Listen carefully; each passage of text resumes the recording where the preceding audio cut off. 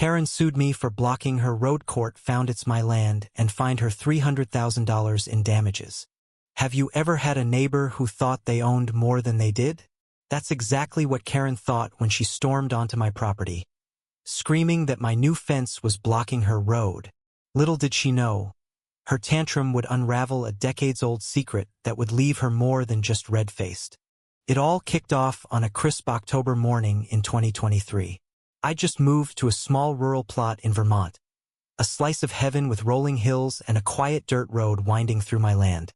I'd hired a contractor to put up a simple wooden fence to keep my alpacas from wandering off, and the posts were barely in the ground when Karen's SUV screeched to a stop.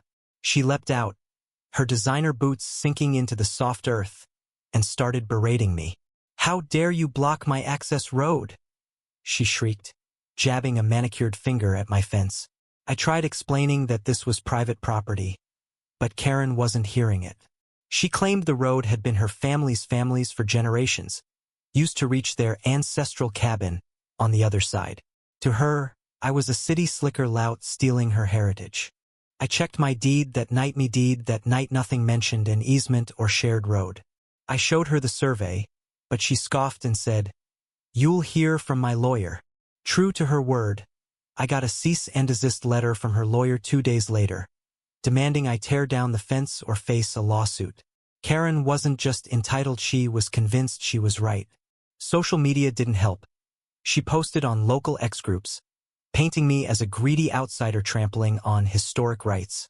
The comments piled up, some neighbors siding with her, others warning me about her reputation for stirring drama. I wasn't backing down, though. This was my land, and I'd fight for it. The lawsuit came fast, filed in November 2023. Karen's claim? The road was a public right-of-way, and my fence was obstructing it. She demanded $50,000 in damages for emotional distress and loss of access to her cabin. I hired a lawyer, Emma, a sharp local who dealt with boundary disputes before. Emma dug into the county records and found something odd. The road was public until 1962, when it was decommissioned and sold to my property's previous owner. Karen's family had never owned it. Emma also uncovered a bombshell. Karen's ancestral cabin wasn't even hers. It belonged to a distant cousin, and she'd been using it without permission for years. The plot thickened when we learned Karen had bullied prior owners into letting her use the road, claiming vague rights. I wasn't her first target, just the first to push back. Enter Tom, the unexpected twist. Tom was an 80-year-old retired surveyor who'd worked for the county in the 60s. Emma tracked him down after finding his name on an old plat map. Over coffee at his cluttered farmhouse, Tom revealed he'd personally marked the road's closure in 1962. He even had photos of the decommissioning ceremony, showing the road being gated off.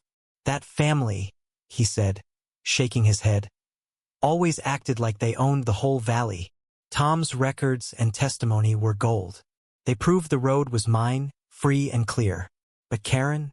She doubled down, insisting Tom was senile and the documents were forged. Her audacity was almost impressive. The courtroom showdown in March 2024 was electric. Karen strode in, dressed like she was auditioning for a reality show, her lawyer spinning tales of her family's deep roots and my callous disregard. Emma, calm as ever, dismantled their case. She presented the deed, the 1962 records, Tom's testimony, and even a GIS map showing the road's legal status. The judge, a no-nonsense woman named Judge Harper, wasn't buying Karen's theatrics. When Karen interrupted to claim, "Everyone knows it's my road," Harper shut her down with a glare that could freeze lava. Then came the coup de grace. Emma introduced evidence of Karen's social media posts, where she'd bragged about teaching that outsider a lesson, painted her as vindictive, not victimized. Karen's case crumbled faster than a sandcastle at high tide. Her lawyer stammered, unable to counter the evidence.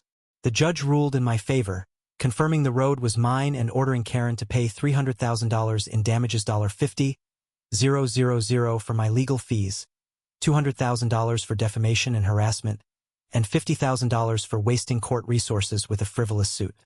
Karen's face went white. She'd expected a slam-dunk victory. As we left the courtroom, I overheard her muttering about appealing, but her lawyer looked defeated.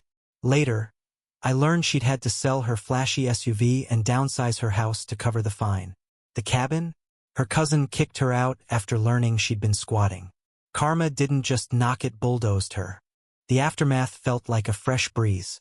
My alpacas roamed safely behind the fence, and neighbors who'd sided with Karen apologized, sharing their own stories of her bullying. Tom became a friend, stopping by with old maps and tales of the valley's history. I posted my own update, not to gloat, but to thank those who'd supported me and warn others about boundary disputes. The post got traction, with people sharing similar Karen horror stories. It sparked a local push for clearer property records, and the county even started a free workshop on land rights. Something good came out of the mess, a reminder to stand your ground, but also to dig for the truth. What do you think? Was Karen just misguided, or did her entitlement blind her to reality? Share your take below, and let's talk about where the line is between defending your rights and crossing into delusion.